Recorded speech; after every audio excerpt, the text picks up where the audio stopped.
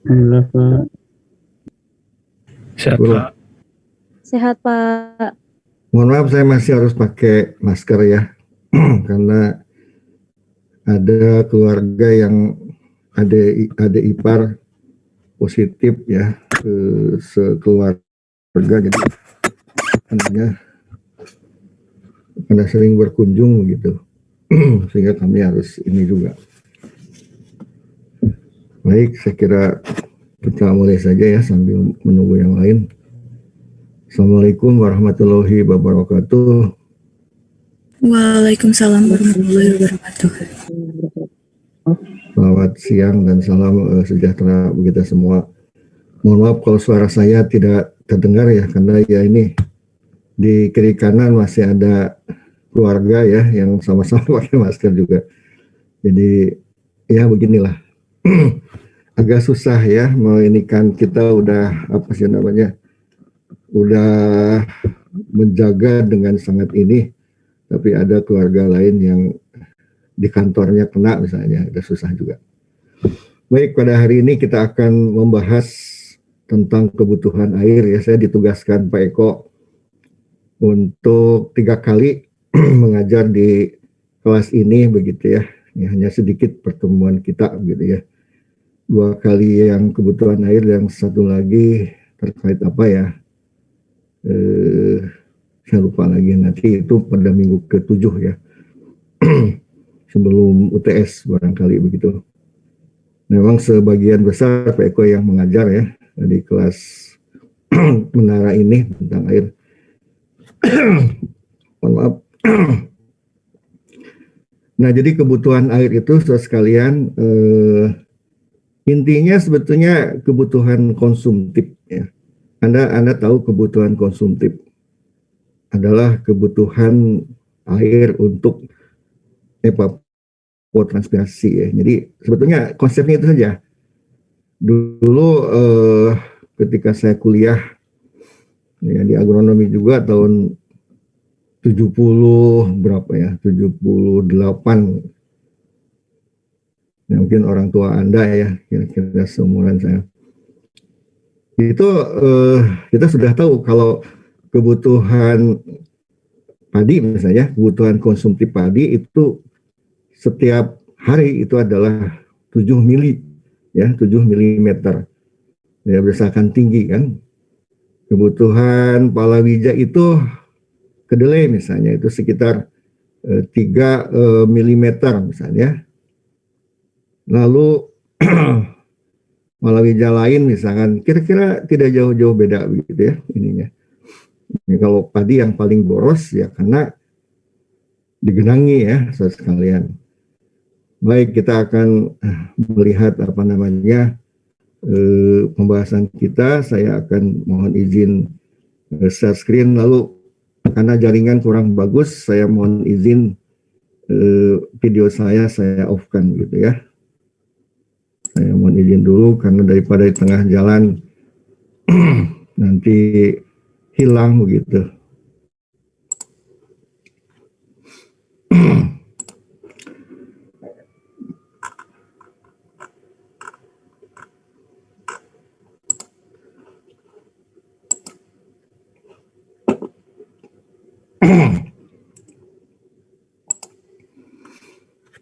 Bagaimana, sudah muncul share screen-nya? Sudah Pak. Baik.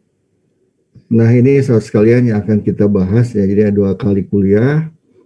Yang pertama adalah gerakan air dalam sistem soil plant atmosphere continuum ya. Nah, sebenarnya ini sistem transpirasi gitu ya.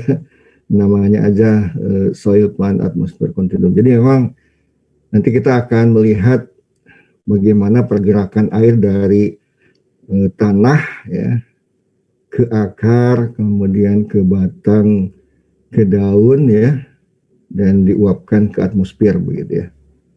Dalam suatu rangkaian yang apa namanya utuh ya. Kemudian kita akan menghitung ya pendugaan evapotranspirasi. Mungkin minggu depan kita ke frekuensi irigasi gitu ya, kemudian efisiensi irigasi, dan kebutuhan air untuk padi sawah ya. Jadi kalau kita lihat tadi seperti saya sampaikan bahwa kebutuhan air itu sekalian adalah intinya itu adalah bagaimana kita memberikan kebutuhan ya, pemenuhan untuk transpirasi begitu ya sebetulnya ya, karena dari tanah ada evaporasi sehingga evapotranspirasi begitu ya, evaporasi dan transpirasi gitu. Nah ini dari inti pokoknya adalah neraca air ya saudara sekalian. Nah sehingga nanti kan perkolasi ya, kehilangan air melalui resapan ya ke bawah melalui infiltrasi dan sebagainya itu belum dihitung gitu ya. Ini baru kebutuhan konsumtif ya, kebutuhan yang paling pokok begitu ya. Nanti ketika sudah masuk ke dalam pembahasan kebutuhan irigasi ya, kita akan melibatkan curah hujan ya di sana. Kemudian perkolasi ya. Kemudian infiltrasi, itu neraca air saja komponennya. Jadi ada yang curah hujan itu sebagai satu yang positif begitu ya, dikurangi oleh nanti ada kebutuhan irigasi plus ya adalah merupakan kebutuhan dari evapotranspirasi plus perkolasi ya, dan ditambah dengan kehilangan air pada saluran ya, itu gitu ya. Nah jadi kalau kita lihat ya saudara sekalian, jadi alirannya dari bawah, nah ini sebagai contoh adalah potensial air tanah itu pada 0,01 megapascal ya. Kemudian potensial akar itu ya, itu menjadi lebih negatif lagi begitu ya. Jadi adanya pergerakan air itu sekalian, itu air akan bergerak dari potensial air yang lebih tinggi ya ke tempat dengan potensial air yang lebih rendah ya sekalian. Nah kita bisa melihat ini gitu ya, semakin ke atas begitu dari akar ke batang begitu ya. Batang adalah minus 1 megapascal ya, 1 megapascal adalah 10 bar ya kira-kira ya. Nah jadi ini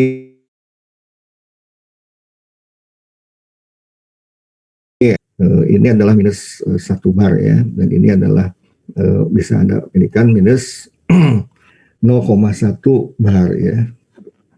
Nah lalu daun itu di sini ada minus 10 megapascal ya begitu. Jadi artinya bisa saja potensial air daun itu begitu keringnya begitu ya. Dan Anda bisa lihat di sini ya, potensial air atmosfer itu adalah yang lebih ini lagi, dan ini sangat dipengaruhi oleh suhu ya dan juga kelembaban relatif ya. Ya kalau di slide-nya Pak Eko belum ada, yang ini ada. Ini sekedar tambahan untuk supaya Anda memahami saja begitu ya. Anda bisa print screen saja ya. Karena saya juga bingung mau dikasihkan di mana, karena Pak Eko sudah menyampaikan bahan ini begitu ya. Namun saya memandang perlu ada beberapa tambahan begitu ya, untuk sekedar Anda supaya paham saja begitu ya. Tidak mengubah intinya. Nah jadi ini seperti ini saudara sekalian. Jadi ke atas itu adalah semakin kecil begitu ya.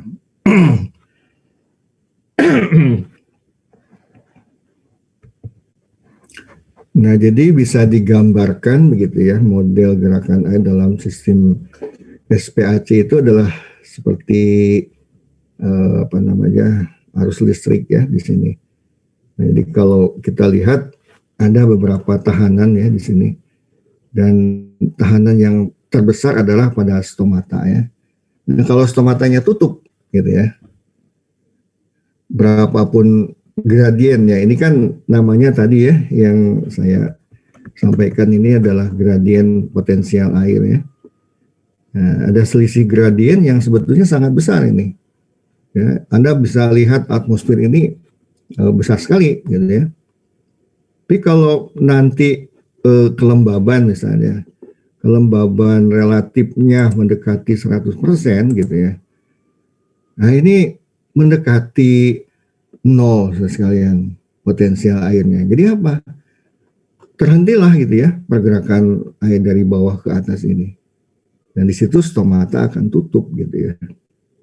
Nah demikian ininya ya.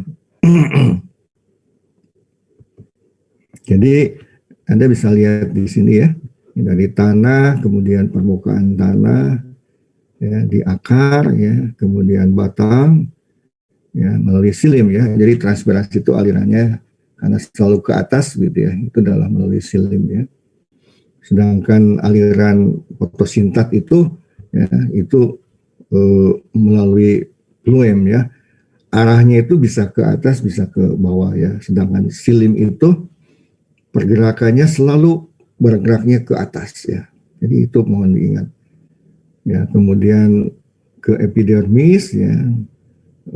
Banyaklah di sini epidermis daun dan sebagainya begitu ya. Lalu stomata ya di sini, dan kemudian di atmosfer sekitar daun ya. Coba kita lihat mengapa tahanan terbesar itu pada stomata ya. Karena stomata kalau stomatanya tutup ya saudara sekalian, itu tidak ada pergerakan lagi.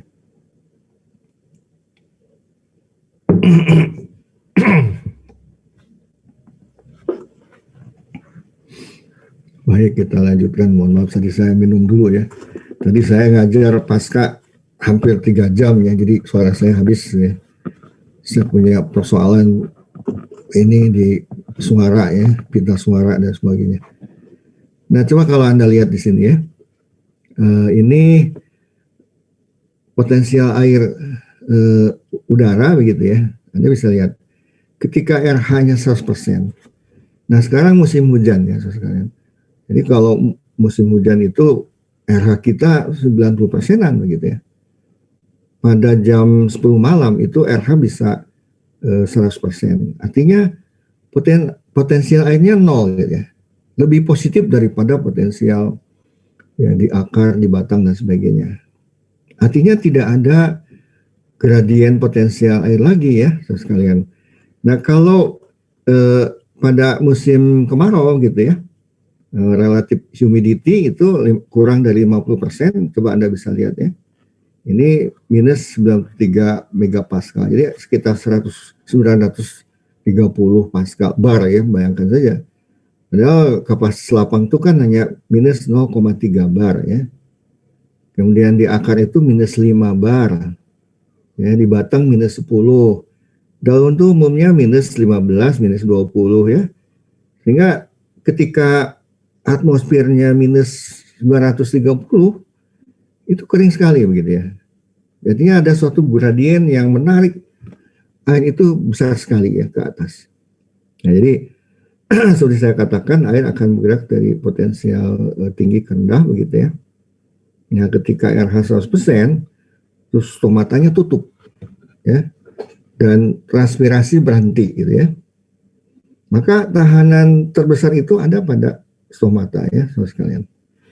Nah, ini bisa Anda lihat lagi ya, kalau hitung-hitungannya ini megapascal, ini bar begitu ya. Nah, ini pada kondisi RH yang hampir 100% misalnya. Coba kecil sekali gitu ya ininya. Nah, kalau ke bawah ya, ini pada saat ini aja apa namanya, wilting point begitu ya, titik layu permanen begitu. Nah, Anda bisa lihat ini sekitar 15 bar ya. Tadi saya katakan bahwa di daun itu minus 15 ya. Kalau akar minus 15 berarti kering sekali ya. Seperti itu.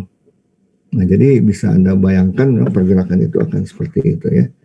Jadi ada gradien yang, ya maksud saya gradien potensial air yang sangat besar dari yang tinggi di apa tanah begitu ya, dan sangat rendah gitu ya di atmosfer ya. Jadi ada gradien yang kalau pada suhu misalnya 25 derajat Celcius, kemudian RH-nya normal saja ya, katakanlah misalnya RH-nya 50% sampai 70% saja. Dan Anda bisa lihat di sini kalau RH-nya 90% saja seperti sekarang ya, itu transpirasi akan lajunya rendah, saudara sekalian. Karena apa ya? Karena di daun saja tadi ya sekitar 15 ya, minus 14 apa namanya megapascal dan sebagainya ya. Jadi Anda bisa lihat gradien itu sangat ditentukan oleh RH ya, oleh suhu juga begitu ya. Tapi suhu tidak terlalu besar ya, pengaruhnya relatif humidity ya gitu. Baik, kemudian kita masuk ke dalam satu apa namanya rumus-rumus begitu ya. Ya, jadi model logis dari evapotranspirasi itu sekalian adalah selisih antara potensial tanaman ya dikurangi dengan potensial atmosfer begitu ya, dibagi dengan tahanan gitu ya. Nah, kalau evapotranspirasinya potensial gitu ya, itu pada kondisi minus 0,3 itu adalah pada saat kapasitas lapang. Nah, dikurangi oleh potensial air atmosfer ya, tadi tergantung kepada RH ya. Kemudian R itu adalah resultante dari yaitu tahanan sekalian ya.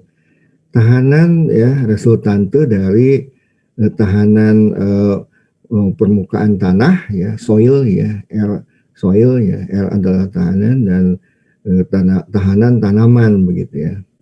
Sehingga adalah rumusnya seperti ini ya sekalian nanti itu. Di mana ETC adalah evapotranspirasi ya. Jadi rumusnya simpel-simpel saja. Nah, ini mohon dipahami ya, karena kenapa potensial tanaman begitu ya, apa namanya? Oh, mohon maaf ini potensial betul ya, potensial air tanah gitu ya, itu saya ulangi ya, WS adalah potensial air tanah begitu ya, dikurangi dengan potensial air atmosfer ya. Ini adalah model logis evapotranspirasi. Jadi secara agregasi begitu ya. Nanti kita akan bisa menghitung beberapa bagian-bagian begitu ya ini ya. Nah, sementara ini gitu ya, sekalian. Nah, mungkin Pak Eko belum menjelaskan potensial air yang saya cepat saja begitu ya. Kalau sudah dijelaskan ya alhamdulillah gitu. Saya mengulang kembali gitu ya. Di potensial air itu ya pada tanaman ya, atau juga pada tanah adalah energi dalam air ya dibandingkan dengan air murni. Jadi selalu negatif ya sekalian. Karena potensial air murni itu adalah nol ya, sehingga nilai potensial tanah maupun tanaman itu nilainya selalu negatif ya. Dan kita tahu rumusnya potensial air tanah itu adalah gabungan dari potensial matrik gitu ya. Matrik adalah tekstur, kemudian juga air yang diikat oleh koloid tanah. Kemudian ditambah dengan potensial osmotik yang ini berasal dari garam-garam yang ada di dalam tanah gitu ya. Dan ini adalah potensial gravitasi ya. Nah, jadi kalau potensial air tanah itu biasanya gravitasinya yang diabaikan begitu ya. Kalau kita lihat jadi potensial matrik dipengaruhi oleh ikatan antara air dengan matrik tanah ya. Tadi teksturnya semakin teksturnya berat ya, lihat misalnya itu semakin sulit ya. Walaupun lihat itu daya memegang airnya besar ya, cuma itu sulit menjadi air tersedia ya. Nah, sebaliknya kalau teksturnya pasir ya, itu dia tidak bisa memegang air ya, pasir itu. Cuma itu juga akan lepas gitu ya, air di sana menjadi air gravitasi begitu ya. Jadi itu sangat tergantung ya, sehingga memang untuk pertanian itu tekstur yang gabungan gitu ya, yang baik ya.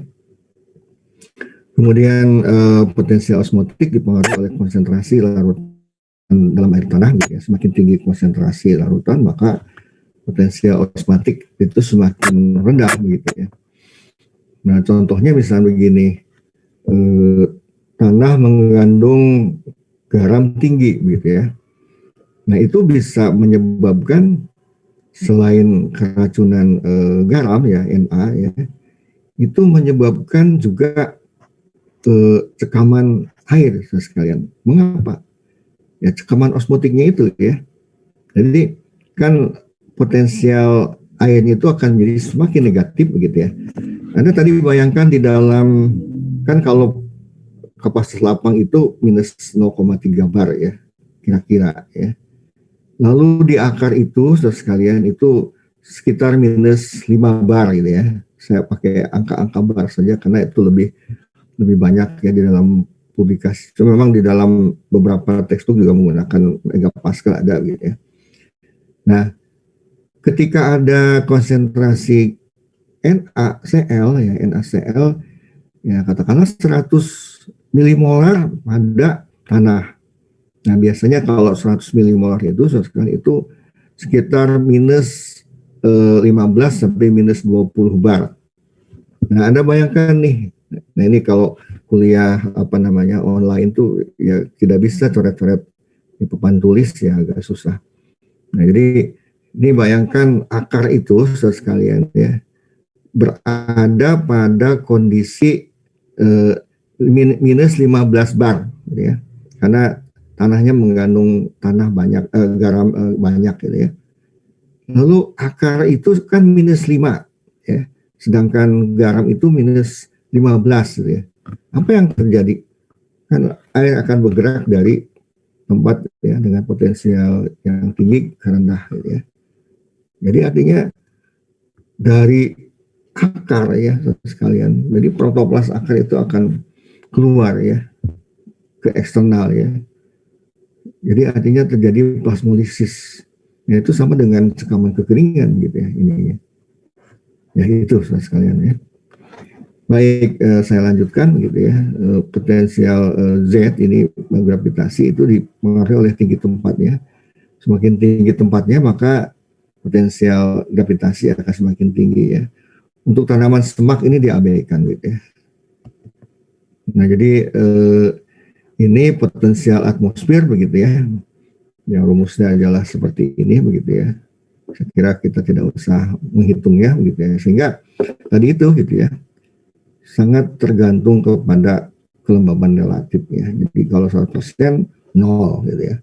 Sehingga ini menyebabkan ketika kejenuhan ya kelembabannya 100% ya pada musim hujan itu bisa terjadi 100%, itu maka tidak ada gradien potensial lagi gitu ya. Jadi dari daun itu tidak bisa dilepaskan ya sebagai transpirasi ya. Karena ya tadi tidak ada gradien potensial air ya. Jadi di daun berhenti, kemudian air berhenti ya, dari daun ke batang juga alirannya berhenti, dari batang ke akar pergerakan air berhenti begitu ya. Jadi artinya tidak ada transpirasi. Padahal saudara sekalian fungsi fotosintesis itu adalah kan penggantian satu atmosfer air ya dengan CO2 gitu kan. Satu molekul air dilepas, kemudian satu molekul CO2 masuk menjadi substratnya fotosintesis ya. Jadi kalau tidak ada transpirasi, bagaimana fotosintesis? Tidak ada juga begitu ya, sehingga produktivitas rendah. Nah, Indonesia ini dikenal keawanannya tinggi gitu ya, kelembabannya tinggi. Sehingga apa? Ya tadi gitu ya, laju transpirasi dan laju fotosintesis juga lebih rendah dibandingkan daerah-daerah yang lebih kering misalnya. Ya, jadi jangan kaget kalau produksi nenas di Hawaii gitu ya, itu bisa 72 ton gitu ya. Di Indonesia paling tinggi sekitar 24 sampai 30 tonan. Kenapa? Di Hawaii itu full sunshine ya, keawanannya nggak ada di sana ya. Cerah begitu ya. Indonesia mendung saja gitu ya. Itu sekali. Jadi itu juga produktivitas suatu tanaman ya sangat tergantung kepada iklim ya di sana. Kemudian potensial air jaringan ya sekalian. Ini adalah potensial sel yang saya maksud ya, terdiri dari potensial osmotik ya dengan potensial turgor ya. Nah, jadi potensial osmotik itu atau potensial solut ya, itu adalah zat-zat terlarut di dalam sel ya, jaringan yang nilainya selalu negatif. Jadi kalau ada protein ya, garam-garam, mineral ya, ion ya dan sebagainya, itu menyebabkan potensial solut itu menjadi semakin negatif gitu ya. Nah, cuma ada potensial turgor yang sel kalau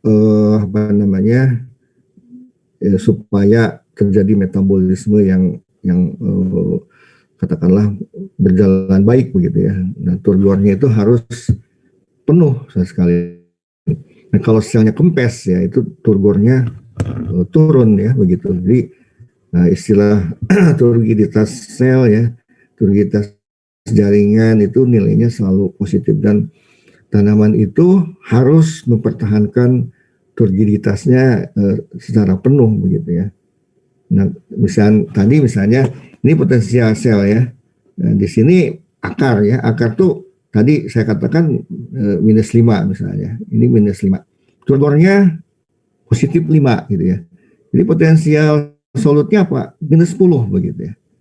Nah, ketika dia dihadapkan pada misalkan kondisi kekeringan yang potensial air tanahnya ya, -15, bagaimana supaya tidak terjadi plasmolisis? Ada yang tahu? Ya, artinya apa?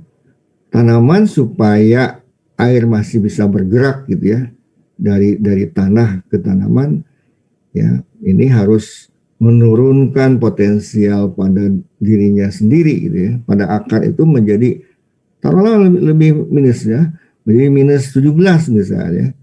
Ya, tadi ada kekeringan misalnya, kekeringan sampai -10 begitu ya. Nah, bagaimana nih? Jadi tanaman harus menurunkan misalnya menjadi lebih kecil lagi dari -10, katakanlah -12 ya, -15. Nah, turgor ini jangan turun ya. Yang diturunkan adalah ini ya, potensial osmotiknya. Artinya apa? Tanaman akan mensintesis satu osmotik ya, senyawa osmotik gitu ya. Atau juga dia akan menyerap ion-ion kalium lebih banyak begitu ya, supaya menurunkan potensial solutnya ya, atau potensial osmotiknya. Ya, kalau ini -5, paling turgor ini turun satu saja, jadi mohon maaf ini positifnya. Dari positif 5 ke positif 4 misalnya. Sehingga harus menjadi tadi -12 gitu ya. Bagaimana gitu ya. Jadi ini harus menurunkan potensial solut pada dirinya, jadi -16 ya sekalian. Bagaimana dengan sintesis tadi gitu ya. Lalu penumpukan karbohidrat bisa ya di akar, kemudian juga sintesis prolin ya dan sebagainya. Itu namanya penyesuaian osmotik ya sekalian bagi tanaman-tanaman yang toleran ya terhadap cekaman kekeringan begitu. Nah, jadi memang turgor tuh harus selalu positif ya. Ini sebagai contoh misalnya ya, di akar itu -5 bar gitu ya, atau -0,5 megapascal. Nah, potensial solutnya ya -10 bar. Potensial turgornya ya karena dia harus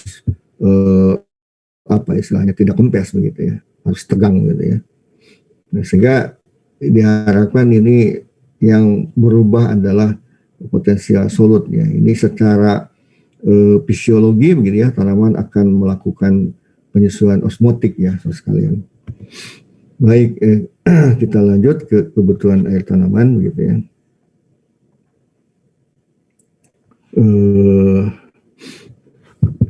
Ini rumus yang simpel ya. Ini adalah rumus Dorenbos kalau tidak salah ya. Pak Eko lupa barangkali ya memberikan namanya gitu ya. Kalau tidak salah, saya mau menambahkan takut salah gitu ya, karena memang bidangnya Pak Eko ya. Saya diminta, dulu saya mengajar pengolahan air itu sampai tahun berapa ya, sebelum saya jadi ini wakil dekan 2013 saya masih ngajar saudara sekalian. Dan koordinatornya waktu itu masih saya gitu ya. Ketika saya sudah di fakultas saya terlalu banyak, jadi saya tidak mengajar. Kemudian diminta ya 1-2 kali yang mengajar, katanya ya oke, siap saja sudah begitu ya. Nah jadi ini rumus yang sudah lama ya, diturunkan ya oleh apa namanya, kalau tidak salah Dorenbos ya. Jadi evapotranspirasi tanaman ya itu adalah koefisien tanaman kali evapotranspirasi referensi. Apa sih yang disebut sebagai evapotranspirasi referensi? Nah, ini saudara sekalian. Jadi evapotranspirasi dari rumput hijau gitu ya, dengan tingginya sudah diatur ya saudara sekalian, itu sekitar 8-15 cm gitu ya. Tumbuh aktif, kemudian menutup lahan dengan sempurna, tidak terjadi kekurangan air ya, jadi well watered gitu ya. Ini sebagai suatu evapotranspirasi standar ya. Jadi ini ada gitu ya, alat yang mengukur evapotranspirasi referensi gitu ya. Nah bedanya dengan evaporasi potensial gitu ya. Evaporasi tanaman dihitung dari permukaan tanah yang memiliki air tak terbatas ya, seperti danau, atau pada permukaan tanah dengan kelembaban tanah optimum pada kapasitas lapang. Mohon itu dibedakan ya, evapotranspirasi referensi ya, Pak Eko menyebutnya referensi ya, sama saja. Saya lebih suka referensi begitu ya, karena lebih berbahasa Indonesia gitu ya. Kalau referensi itu bahasa asing begitu ya, tapi maknanya sama. Anda harus bedakan dengan evapotasi potensial ya. Kalau evapotasi potensial yaitu pada kondisi tanah kapasitas lapang ya. Nah, evapotranspirasi referensi ini sebenarnya bisa dihitung ya dengan rumus empiris ya. Ya, dengan mengubah unsur iklim, ada kecepatan angin, ada kelembaban udara gitu ya, ada apa namanya persentase jam siang ya, suhu radiasi matahari dan sebagainya. Nah ada beberapa sebetulnya ya, ada Blendel and Cradle gitu ya, ada Penman ya, and Montate misalnya. Jadi ada beberapa yang ini begitu ya. Nah, kita balik dulu ke sini ya saudara sekalian. Nah jadi evapotranspirasi tanaman itu gitu ya, itu bisa diduga ya saudara sekalian. Jadi nilai koefisien tanamannya itu nanti ada ya pustaka-pustaka yang menunjukkan apa namanya hasil perhitungan ya. Apakah itu cocok di Indonesia? Belum tentu ya, karena berbeda ya, berbeda iklim dan sebagainya. Tapi sebagai satu apa istilahnya gambaran begitu ya, itu bisa digunakan ya. Nah jadi yang ini bisa diduga juga gitu ya, yang evapotranspirasi referensi itu gitu ya, itu bisa diduga kalau kita memiliki panci kelas A misalnya. Jadi evaporasi panci gitu ya, dengan dikalikan koefisien panci ya. Koefisien panci itu dari ini saudara sekalian, jadi evaporasi referensi gitu ya, dikurangi evaporasi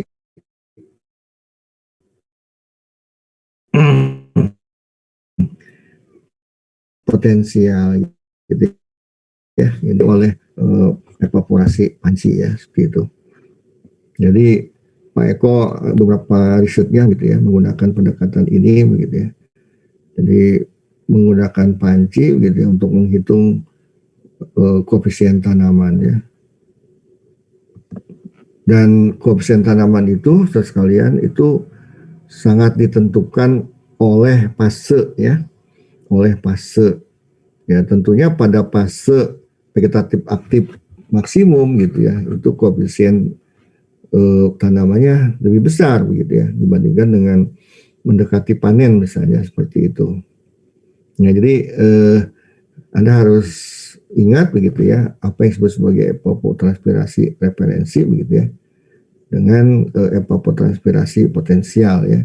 Yang referensi itu ya, dari rumput hijau dengan tingginya sudah diatur begitu ya, dan tumbuh aktif menutup lahan dengan sempurna dan tidak terjadi kekurangan air ya. Ini evapotranspirasi standar ya. Baik, kita ini ya lihat beberapa rumus Blender ya, and Kindle misalnya gitu ya. Jadi apa namanya, ada rumus di sini ya, menggunakan pendekatan suhu ya, suhu maksimum dan minimum ya.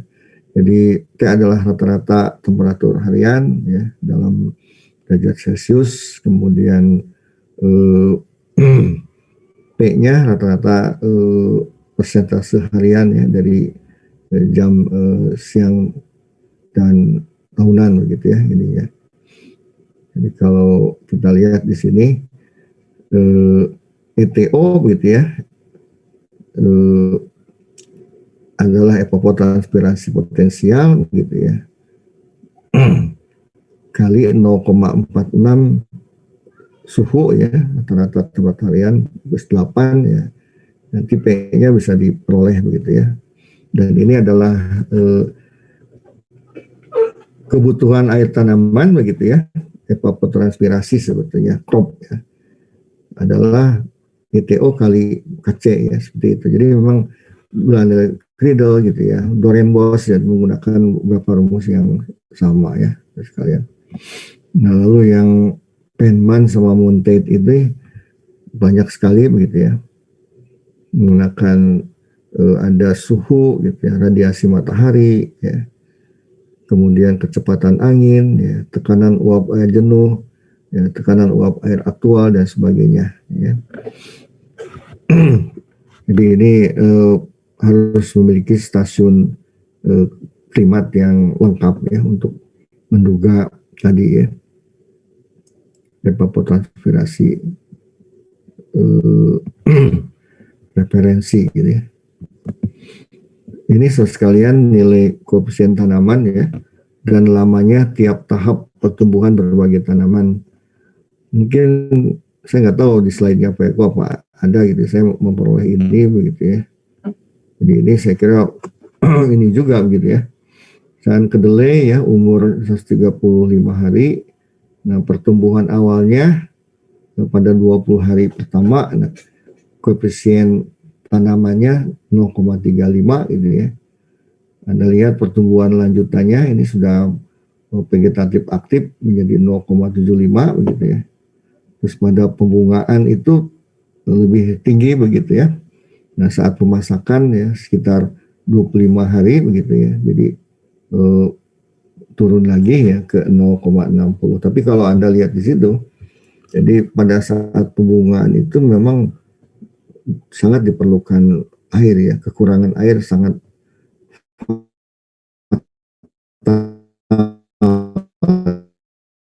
sangat fatal ya. Ini ya, jagung juga kira-kira demikian ya, terus begitu ya. Dan ini nanti menurunnya. Jadi saat pembungaan itu kalau Anda lihat ya semuanya ya, semua tanaman dari kedelai sampai kentang gitu ya, itu memiliki KC ya yang lebih tinggi ya dibandingkan dengan fase-fase yang lain ya. Anda lihat yang pertumbuhan lanjutan aja misalnya selama 30 hari, 40 hari begitu ya, itu hanya sekitar 0,75 ya ini ya KC-nya. Ini pembungaan ini banyak sekali, ini selangnya ada yang sampai 110 hari misalnya. Ini apa namanya, tanaman pepper itu ini kali ya, chili pepper gitu ya. Kalau pepper sendiri lada gitu ya. Kalau lada tahunan ya. Ini kali ya, umur lama ini cabai ya barangkali ya. Saya belum ngecek nih. Jadi itu sekalian. Jadi ada apa namanya, perbedaan fase ya dari nilai KC. Ini KC tidak stagnan ya pada angka tertentu saja ya selama ini. meningkat ya. Itu menunjukkan juga kebutuhan air yang memang meningkat ya. Baik, kita lanjutkan.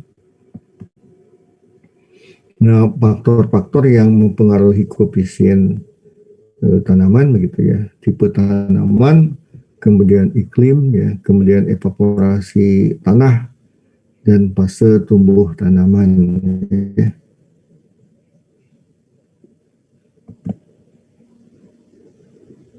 Nah, tipe tanaman ya, KC lebih dari 1 kalau jarak antar tanaman tertutup misalnya. Kanopi lebih tinggi, kemudian kekasaran permukaan kanopi ya, seperti kapas, kemudian sayuran ya, jagung dan tebu. Nah, yang KC-nya kurang dari 1 misalnya nanas ya, karena ya stomatanya menutup pada siang hari ya, baru pada malam hari dia membuka ya. CAM ya, tanaman CAM ya. Kemudian stomata juga hanya pada bagian bawah daun misalnya, pada daun jeruk ya. Itu beda-beda ya tipe tanaman ya, seperti itu. Kemudian iklim ya sekalian.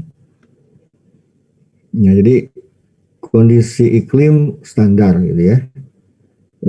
RH minimum siang hari sama dengan 45% ya.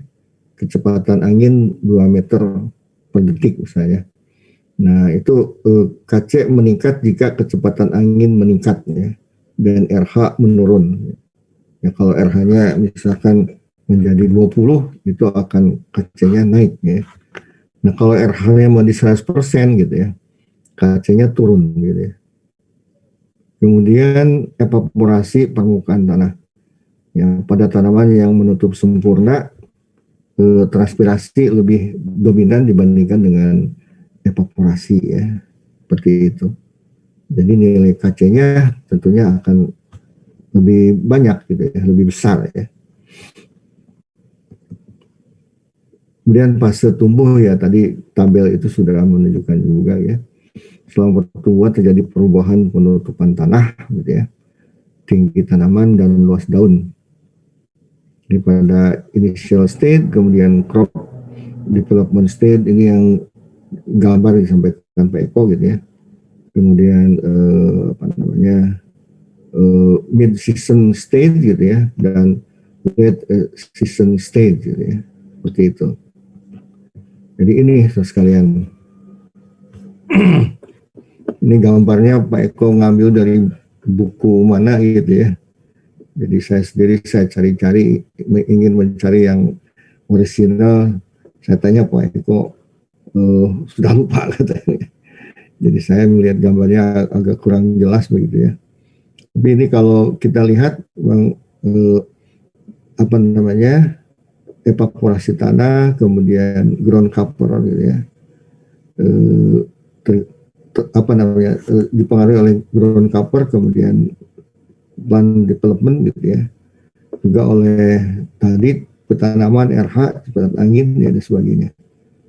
Jadi kalau ini ya initial, kemudian tadi gitu ya, kemudian ini mid season gitu ya. Jadi ini barangkali ya tadi ya menunjukkan apa sih namanya, antara 0,2 sampai 1 begitu ya. Jadi kalau pada saat mid season begitu ya, ini itu gitu ya, pada saat tadi pembungaan ya itu menjadi naik gitu ya, menjadi lebih dari 1 yang kelihatannya seperti itu. Jadi mulai ini yang initial itu antara ya begitu ya. Ini ada tebu ya, ada kapas ya, ada jagung, kubis ya, onion ya, dan apel gitu ya. Dan ketika ini turun lagi begitu ya, seperti itu. Jadi mirip-mirip dengan tabel yang tadi ya sesuai.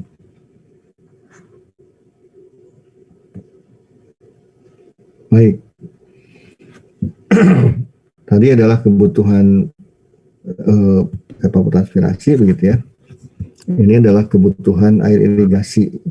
Jadi seperti saya katakan, ini harus melibatkan curah hujan ya, presipitasi. Kemudian ada juga harus menghitung neraca air ya yang ada di dalam tanah gitu ya. Jadi artinya air bumi yang naik secara kapiler itu ya, itu juga memberikan apa sih namanya pengurangan begitu ya untuk kebutuhan irigasi ya. Dan aliran samping yang masuk ke lahan juga itu harus dihitung ya. Nah ini adalah kebutuhan air irigasi bersih gitu ya. Tidak termasuk kehilangan selama proses irigasi. Ini kehilangan karena sepanjang saluran saja misalnya irigasi itu dari mulai sumber airnya sampai ke tempat ini akan digunakan irigasi itu kan berapa, taruhlah misalkan 200 meter ya, itu kehilangan selama sepanjang 200 meter itu harus dihitung ya, karena kehilangan air misalkan karena ada kebocoran ya. Nah kalau itunya beton mungkin kebocorannya sedikit, tapi kalau tanah misalnya baraskan tanah itu kan kepiting dan sebagainya itu yang membuat lubang-lubang yang membuat itu menjadi aliran air perkolasi ya, yang ke bawah itu membuat kebutuhan irigasi menjadi lebih banyak. Artinya jumlah air yang ada itu tidak bisa mengairi luasan yang lebih besar lagi gitu ya, karena ada kehilangan air sepanjang itu ya. Nah, jadi ini tidak termasuk kehilangan selama proses irigasi ya. Terus sepanjang aliran itu juga saudara sekalian, itu ada evaporasi yang harus dihitung juga ya, kehilangan juga. Ya, jadi perkolasi juga di sini gitu ya, belum dihitung gitu ya. Jadi ini kebutuhan irigasi bersih ya dari sistem ini saja begitu ya. Air bumi yang naik secara kapiler misalnya. Lalu storage juga belum dihitung gitu. Memang pendekatan kebutuhan air irigasi itu banyak sekali ya saudara sekalian. Ini mungkin salah satu pendekatan saja gitu ya. Cuma air bumi yang naik secara kapiler itu susah menghitungnya ya. Kalau apa namanya soil moisture gitu ya, itu menghitungnya mudah gitu ya. Jadi ada alatnya yang bisa menghitung itu.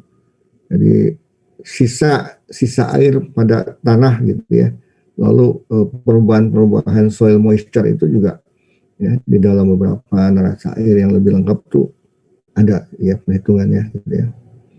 Jadi Pak Eko mengambil rumus yang ini begitu ya. Itu secara simpel saja gitu ya.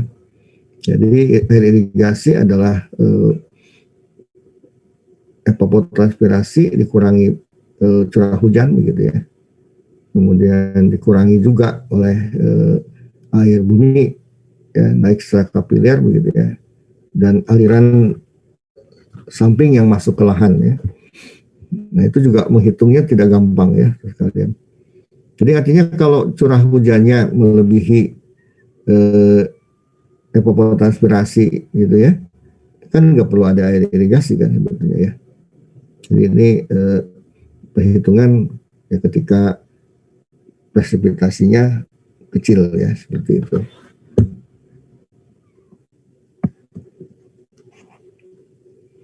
Ini ada contoh soal begitu ya. Misalkan pada fase tumbuh awal tanaman kedelai misalnya 1 bulan diperoleh data agrohidronomi ya. Agrohidronomi itu istilah Pak Eko ya.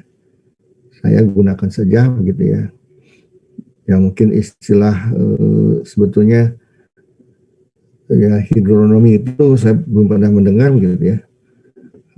Data ini saja hidrologi, kalau data hidrologi malah lebih umum ya. Agrohidronomi itu istilah beliau ya. Ya, lalu koefisien tanamannya sudah diketahui 0,5 ya. Mungkin ini pada awal ya. Kemudian evapotranspirasi referensinya ya. ETO-nya diketahui 8 mm per hari ya. Kemudian curah hujan diketahui 80 mm per bulan. dan disebutkan diasumsikan tidak ada air kapiler ya, dan tidak ada rembesan masuk. Ya, jadi ya hanya ini gitu ya, hanya tadi gitu ya, ETO-nya sudah ada, KC-nya ada begitu ya, tinggal menghitung evapotranspirasinya, kemudian dikurangi curah hujan begitu ya, berapa gitu ya. Nah ini ditanyakan berapa meter kubik ya, kebutuhan air irigasi untuk 100 hektar tanaman kedelai gitu ya. Nah ini ujian-ujian mata kuliah PEKO, perhitungan yang simpel-simpel begini ya saudara sekalian, yang saya tahu begitu. Tapi saya sendiri tidak pernah tahu soalnya seperti apa gitu ya, karena tidak pernah diajak rapat. Ya, jadi ya Anda yang begini-begini harus tahu gitu ya, ini simpel. Ya, jadi dijawab nih kebutuhan air tanaman per hari. Jadi tadi gitu kan, KC-nya ada, ETO-nya ada. Ya. Jadi kedelai itu 4 mm per hari gitu ya. Saya katakan di awal kuliah misalnya, kedelai gitu ya, apa sih namanya, palawija itu sekitar 3 mili ya, sampai 4 mili gitu ya. Padi 7 mili gitu ya. Itu walaupun angka istilahnya ya apa umum gitu ya, tapi orang kalau menghitung irigasi itu secara cepat itu aja gitu ya. Tidak usah nulis macam-macam gitu ya, karena beda-beda dikit gitu kalau di ini. Ya. Ya sehingga kalau kita masukkan ke rumus gitu ya, 4 mili ya, 4 milimeter per hari. Ya. Ini karena ininya bulan gitu ya. Kenapa ini dikalikan 30 hari? Karena ini presipitasinya dalam bulan ya. Ini tinggal nanti ini kan disamakan dalam bulan gitu ya. Jadi 4 kali 30 ya, 30 hari begitu ya. Dikurangi 80. Jadi 40 mm per bulan ya. Seperti itu. Ya kalau per hari Anda hitung saja misalnya. Bisa juga ngitungnya per hari ya. Jadi kalau 80 mili per bulan, tinggal 80 dikurangi, dibagi 30, itu milimeter per hari gitu ya, curah hujannya. Ya, jadi, tapi rasanya aneh gitu ya, curah hujan per hari itu gitu ya. Ada yang satu hari tidak ada hujan gitu ya. Jadi hari hujan itu tidak setiap hari ya. Jumlah hari hujan dalam satu bulan itu tidak 30 hari ya. Paling banyak ya sekitar 20 hari misalnya seperti itu. Nah musim hujan ini bisa aja gitu ya, sampai 29 hari, 27 hari misalnya gitu ya, karena musim hujan ya. Nah, jadi Anda tinggal sudah tahu 40 mm per bulan gitu ya. Jadi ini gampang sekali gitu ya. Jadi ini rumus yang awal gitu ya, KC kali ETO begitu ya. Jadi koefisien tanaman sudah diketahui ya. ETO apa namanya, evapotranspirasi referensi ya, itu juga sudah diketahui gitu ya. Ya tinggal dikalikan gitu ya. Kebutuhan air tanaman per hari gitu ya, itu adalah apa namanya, ETC ya, ETC sekalian ya. Jadi kebutuhan konsumtif ya. Itu ya. Jadi KC kali ETO ya. 0,5 kali 8 ya, dengan 4 mm per hari ya. Wajar lah kalau kedelai sebesar ini ya, kemudian kacang-kacang lain ya, kacang tunggak, kacang apa juga 3 mili, 4 mili begitu ya. Palawija ya memang sebesar itu gitu ya. Ini ya. Jadi kalau padi tidak mungkin 4 mili ya, padi itu bisa 7 mili ya, sampai 8 mili meter ya per hari gitu ya. Ini kebutuhan air irigasi gitu ya, tinggal dikurangi gitu ya. ETC dikurangi oleh presipitasi gitu ya. Nah jadi tadi gitu ya, ETC-nya 4 kali 30 gitu ya, karena 1 bulan ya, 4 mili kali 30 hari ya, dikurangi 80. Dan tadi ya, tidak ada aliran dari samping ya, dan juga tidak ada aliran kapiler ya, seperti itu. Jadi saya kira ya tinggal itu saja gitu ya. Nah sekarang kebutuhan air irigasi untuk 100 hektar ya. Ini karena ini dalam mili ya dan ditanyakannya meter kubik ya, ini 0,001 adalah konversi ya dari mili ke meter ya. Jadi jangan bingung ini dari mana angka 0,0. Sebetulnya dalam milimeter kubik bisa, cuma artinya kebanyakan memang pada meter kubik ya. Gitu. Jadi ini yang mili ini gitu ya. Ini dikonversi begitu ya. Dari mili ke meter ya, kali 40 gitu ya. Kali 100 ya, 100 hektar. 1 hektar itu gitu ya. 10.000 meter persegi kan gitu ya. Nah, dikalikan 10.000 meter persegi. Nah, ini satuan-satuan ini ya, konversi-konversi ini jangan lupa ya saudara. Sering mahasiswa yang apa namanya tidak ingat begitu ya.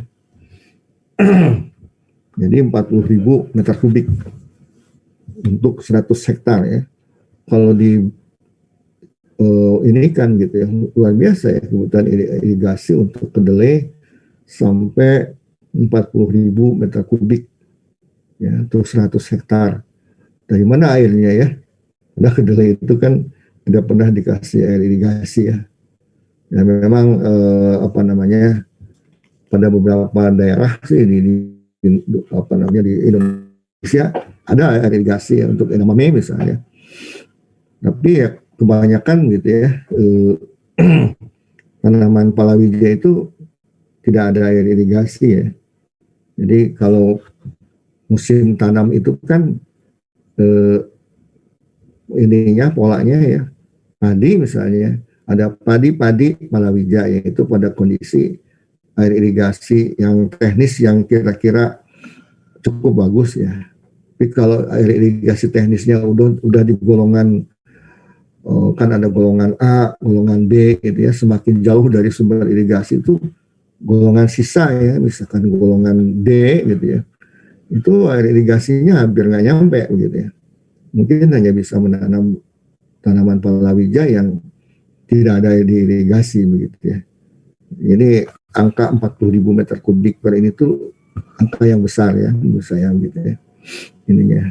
Jadi memang ya kalau mau diirigasi ya memang tanaman apapun gitu ya diirigasi akan memberikan hasil yang jauh lebih tinggi begitu ya.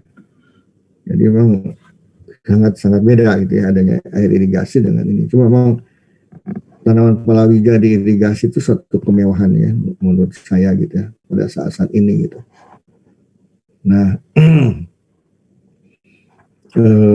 Anda bisa apa namanya menghitung gitu ya. Ini kuliahnya sudah selesai ya saudara sekalian. Ini ada kita diskusi saja. Silahkan ya apa namanya. Coba kalau saya bikin soal misalnya, saya belum bikin nih, ini saja untuk tanaman padi misalnya. Coba Anda tulis ya.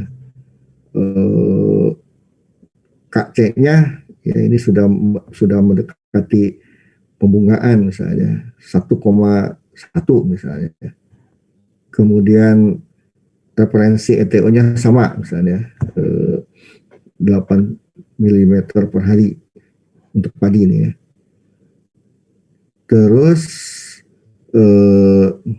apa namanya curah hujannya ya katakanlah misalkan sama gitu ya. Dan tidak ada air kapilnya dan rembesan, kira-kira berapa itu kalau Anda hitung ya, sama pertanyaannya untuk 100 hektar tanaman padi misalnya, itu ETO-nya kan tadi 1,2 ya yang saya katakan ya, ininya sama, jadi 1,2 kali 8 ya. Jadi berapa milimeter per hari sekalian? Suara dong ini. Ya, Anda diam saja. Ya, jadi 1,2 kali 8 ada berapa itu? 9,6 Pak. Ya, terlalu 9,6. Kemudian kebutuhan air irigasinya jadi berapa itu? Ini latihan gitu ya. Kan 9,6 kali 30 ya. Coba dihitungkan ya. Saya asal ini aja, spontan aja ini. Ya kalau 9 mili untuk kebutuhan padi wajar-wajar ya. Karena setiap varietas itu berbeda. Ini varietas yang unggul, yang responsif misalnya terhadap irigasi misalnya. Jadi berapa itu? 9,2 tadi ya. Kali 30 berarti 9,6 Pak. 9,6 kali 30 dikurangi 80. Jadi berapa? 208 mm per bulan. Nah, Anda bisa bayangkan ya 208. 208 Pak. Ya, 208 mm per bulan. Jadi nanam padi itu, saudara sekalian ya, kalau curah hujan per bulannya hanya 80 gitu ya, itu nggak cukup gitu ya. Jadi ini harus ada irigasi ya. Tadi kebutuhan irigasinya 200 sekian ya. Coba kalau untuk 100 hektarnya berapa itu? Hitung ya, 0,01 kali tadi 200 sekian kali 100 kali 10.000 ya. Itu ada berapa? Coba tolong dihitungkan ya.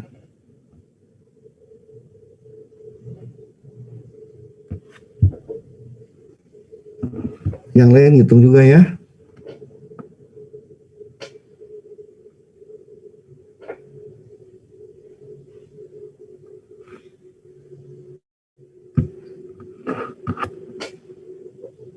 Mungkin mencapai 100 ribuan kali ya meter kubik ya.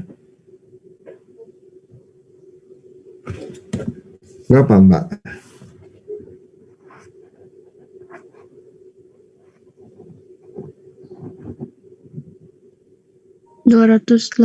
ribu Pak meter kubik. Oh semuanya itu sudah tadi ya. Yang kebutuhan irigasi. Oh itu sudah.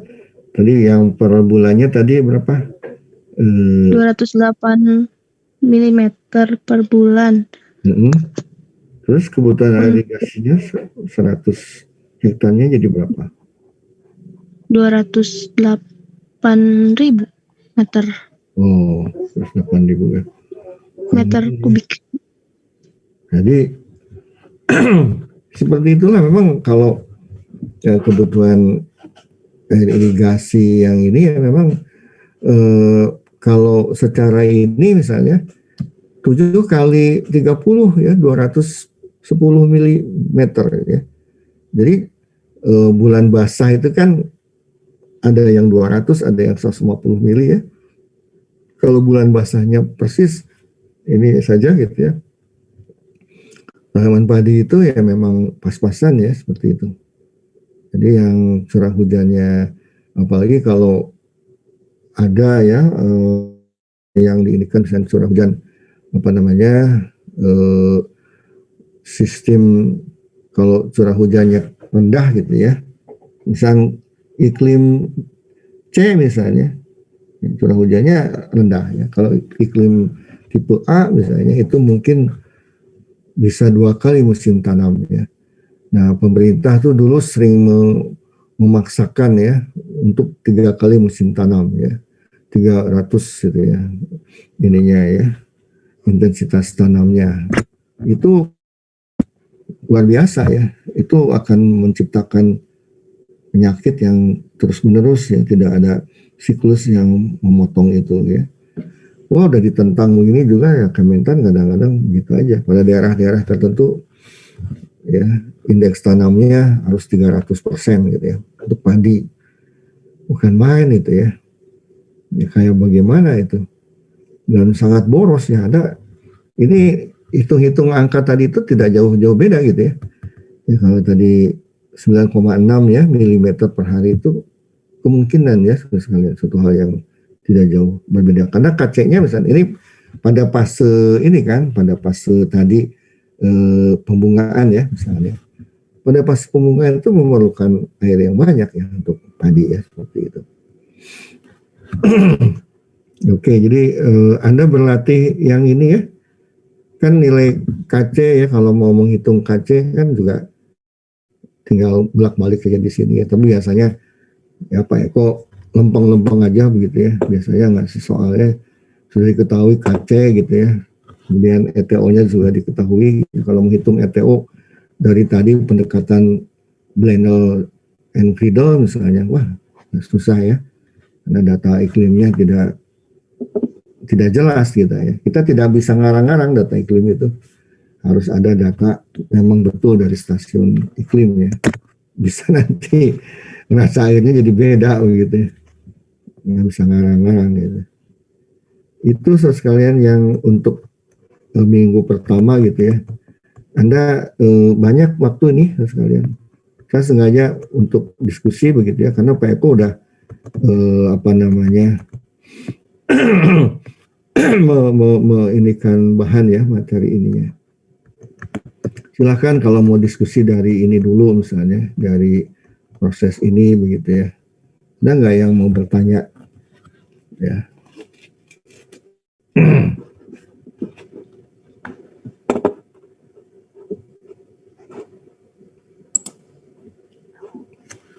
Nggak ada yang bertanya.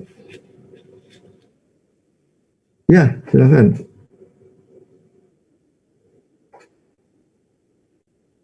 Oh, yang tadi ya. Oke ya. Oke. Ya, gimana?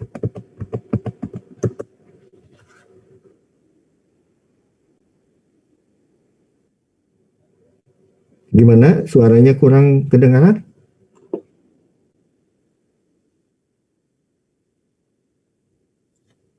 Ya, ya.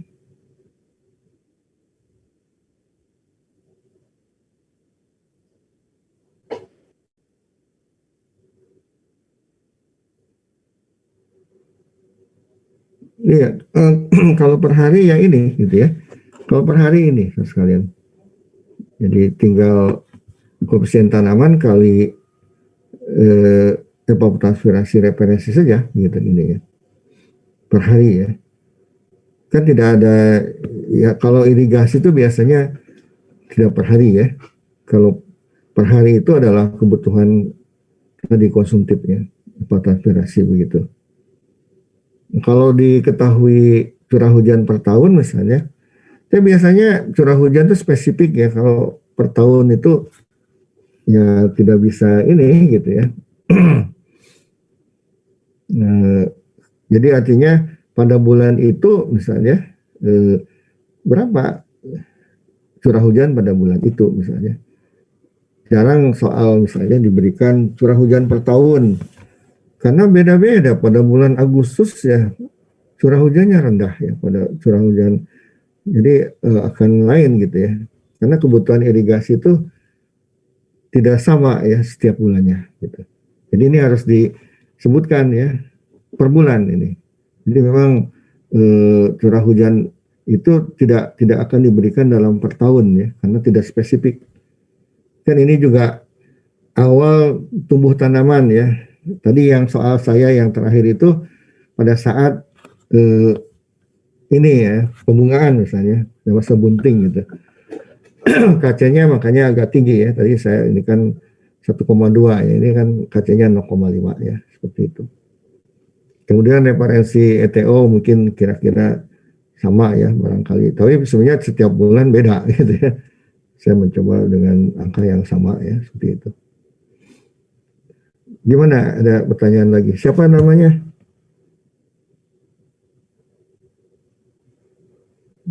Halo?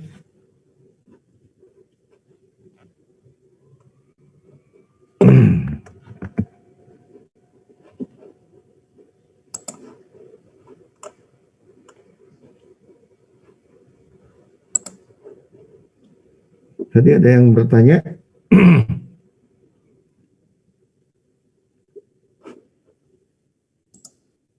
Oke. Evan ya? Oke.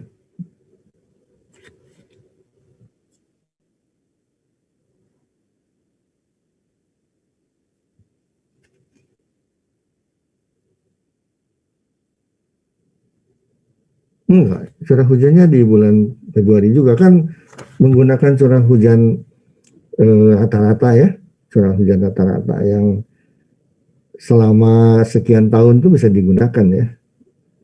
Itu relevan. Jadi kalau kebutuhan di bulan Februari ya bulan Februari curah hujannya ya, seperti itu. Kan ini menghitung ya, ini menghitung. Ya, oke. Ya. Silakan Iksan, mana Iksan? Mas Iksan.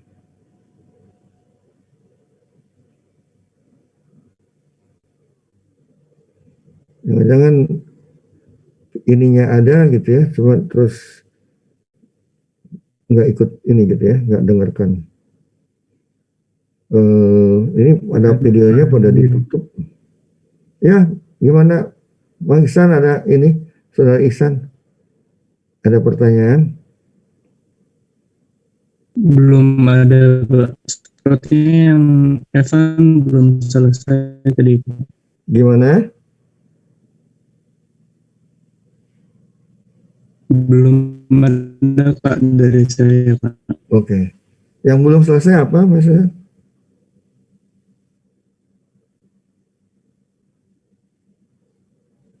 Pertanyaan dari Evan mungkin, Pak. Ya, belum selesai. Yang mana ya?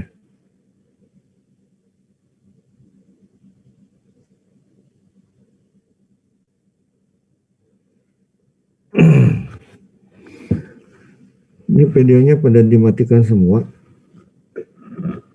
Coba dibuka dong.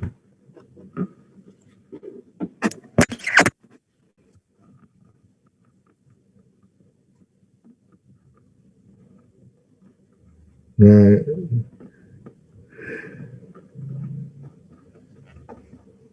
pada kemana ya?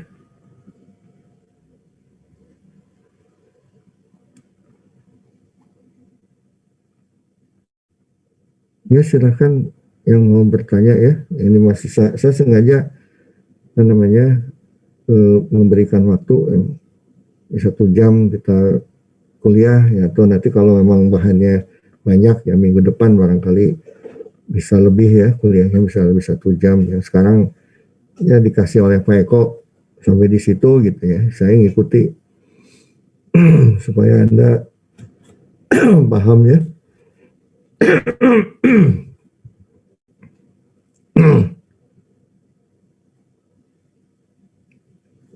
Ya oke, kalau tidak kuat on video ya Anda bisa bertanya aja gitu ya. Jadi Saudara Abiu misalnya. Abiu ada pertanyaan? Sejauh ini cukup jelas, Pak, penjelasannya. Oke. Lalu saya panggil Saudara Destia. Ada pertanyaan? Saya sudah cukup, Pak.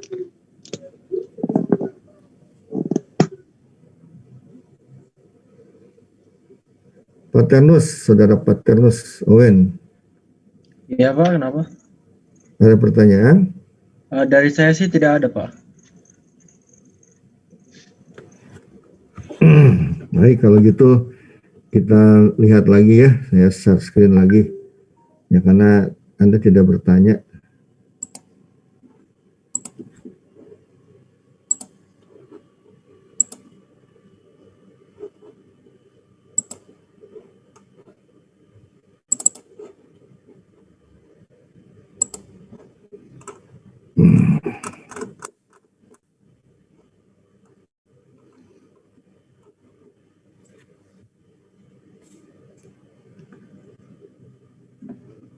Anda tahu nggak apa namanya angka-angka ya, angka-angka yang ini ya, misal potensial air soil gitu ya, minus 0,03 MPa gitu ya, itu tidak asal ya, itu karena memang dalam beberapa kondisi gitu ya,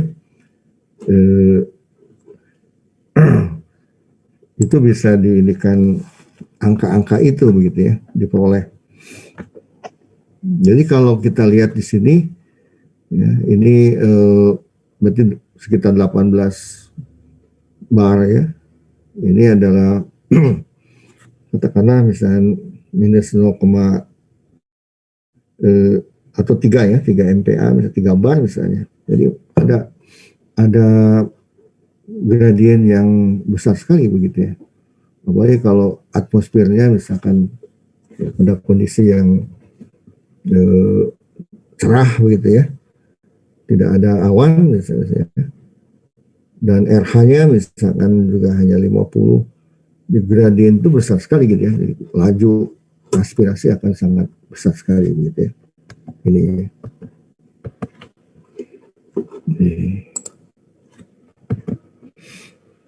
Ini juga demikian, kemudian bisa Anda lihat ya.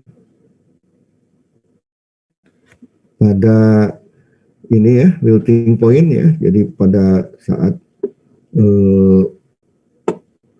layu ya, titik layu permanen yaitu didefinisikan sekitar minus 15 bar ya. Anda tahu dari mana angka itu, saudara sekalian? Ada yang tahu nggak? Kan pertanyaan itu banyak ya, saudara sekalian. Anda bisa lihat ini lalu bertanya, itu angka itu dari mana? Ini kok nggak ada yang bertanya ya?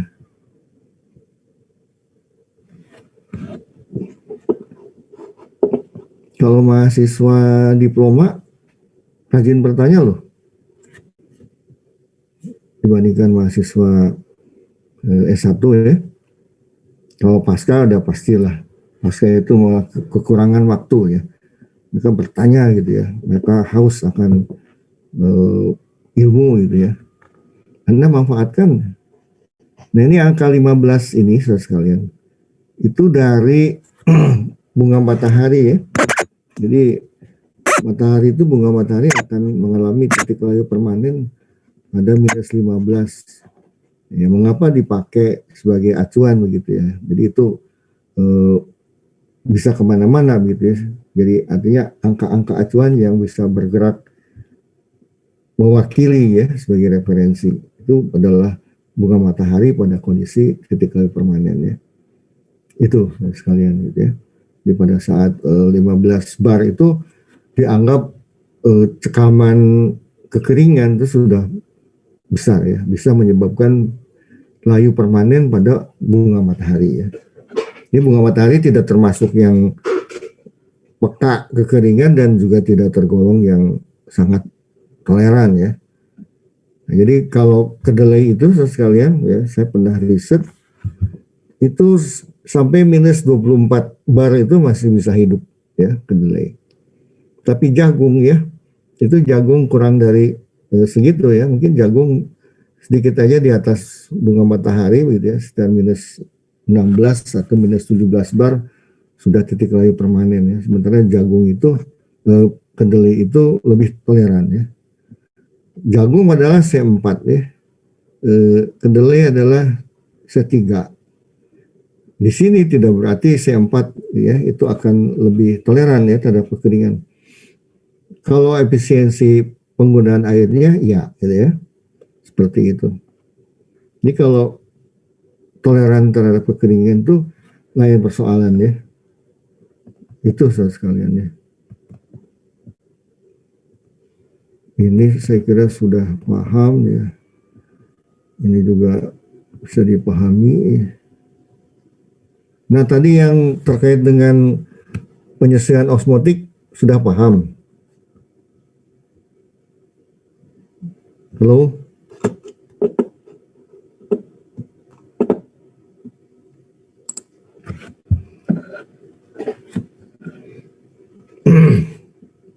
Nah kan saya mau menggambarkan, ya saya ulang sekali lagi ya. Jadi ketika terjadi cekaman kekeringan, potensial air tanah katakanlah ya tadi minus 15 bar ya misalkan ya. Itu karena kering gitu ya. Itu tadi menyebabkan layu permanennya bunga matahari misalnya seperti itu. Nah sekarang kita ketahui nih pada umumnya ya potensial air akar itu kurang lebih minus 5 bar ya. Batang itu minus 9 ya. Nah kan air itu supaya bisa diserap oleh akar, ya akar itu harus memiliki potensial air yang lebih kecil kan, ya, itu enggak, ya, karena air akan bergerak dari tempat yang memiliki potensial air yang tinggi ke tempat yang potensial airnya lebih rendah kan, seperti itu ya, itu hukumnya gitu ya. Sehingga kalau ketika terjadi kekeringan tadi, ya potensial air tanahnya minus 15 bar. Ketika ini akarnya tetap ya pada minus 5 bar, apa yang terjadi? Ya, itu akan terjadi plasmolisis ya. Jadi solut yang ada pada protoplas sel itu akan keluar gitu ya. Karena gerakan itu gitu ya. Sehingga mohon maaf, supaya tanaman itu toleran gitu ya, tanaman akan menurunkan ya potensial air selnya itu menjadi kurang dari minus 15 bar. Ya, katakanlah menjadi minus 17 bar ya, tadi saya katakan. Nah, padahal yang namanya turgor ya, sel akar itu harus tegang ya, tidak boleh kempes gitu ya. Supaya apa? Metabolisme masih tetap berjalan gitu ya. Ini seperti itu saudara sekalian. Sehingga bagaimana menurunkan menjadi minus 17 bar gitu ya, potensial air akarnya. Ini potensial solutnya yang diturunkan ya dengan tadi ya sintesis dari tadi ya osmotikum ya, senyawa osmotikum ya yang tidak meracuni akar misalnya, sel akar gitu ya. Bisa aja prolin ya misalnya. Atau mengakumulasi gula ya, terus kalian. Juga dibarengi misalnya dengan menyerap kalium sebanyak-banyaknya ya supaya menurunkan potensial air pada akar ya, seperti itu. Ya, sehingga itu nanti di sini menjadi berapa ya? Ini minus 5 ya. Tadi harus minus 17, berarti ini harus menurunkan minus 22 ya, itu. Ini harus diturunkan sampai ke minus 22 ya, dikurangi 5 menjadi minus 17. Itu namanya penyesuaian osmotik bagi tanaman-tanaman yang toleran terhadap kekeringan ya. Itu sekalian. Kan Anda bisa nanya gitu ya. Saya yakin tidak semuanya paham atau sudah paham.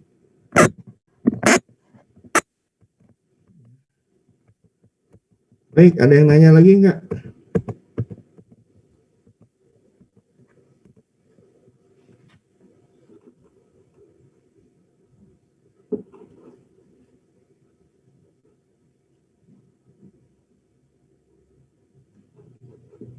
Ada yang bertanya lagi?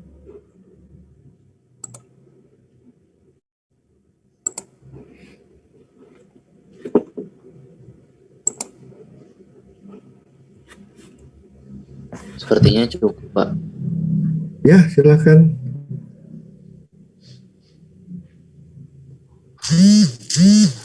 Sepertinya cukup, Pak. Sudah cukup jelas dari materinya tadi. Gimana? Oke dah.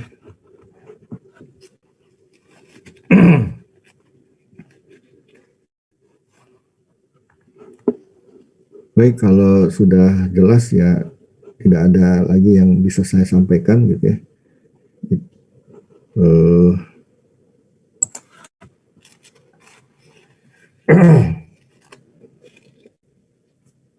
Kalau gitu saya akhiri saja ya. Ini ada waktu masih 15 menit ya, sayang sekali gitu. Sudah dimanfaatkan. Ya, Anda sendiri yang sudah jelas ya, sudah gitu ya. Tidak ada yang bertanya.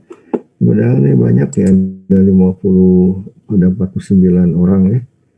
Ya sebetulnya harusnya 56 ya. Ada yang sudah keluar barangkali ya. Kalau saya lihat sih di dalam ini ada 56 ya pesertanya kelas ini. Ini cuma 49, jadi ada yang tidak masuk. Atau karena kesulitan jaringan. Memang ini ya, kalau online ini susah ngecek. Ya dia ngisi absen gitu ya. Tapi sebetulnya sih terserah ya. Mau ikut kuliah mau enggak ya. Mau ngisi absen mau enggak terserah juga sih. Mau ngebohong absen juga menurut saya sih juga terserah gitu ya. Ya karena susah. Baik, kalau tidak ada yang bertanya kita ketemu minggu depan lagi ya. Assalamualaikum warahmatullahi wabarakatuh. Waalaikumsalam. Waalaikumsalam warahmatullahi wabarakatuh. Terima kasih banyak Bapak. Terima kasih Pak. Baik, terima kasih. Terima kasih Bapak.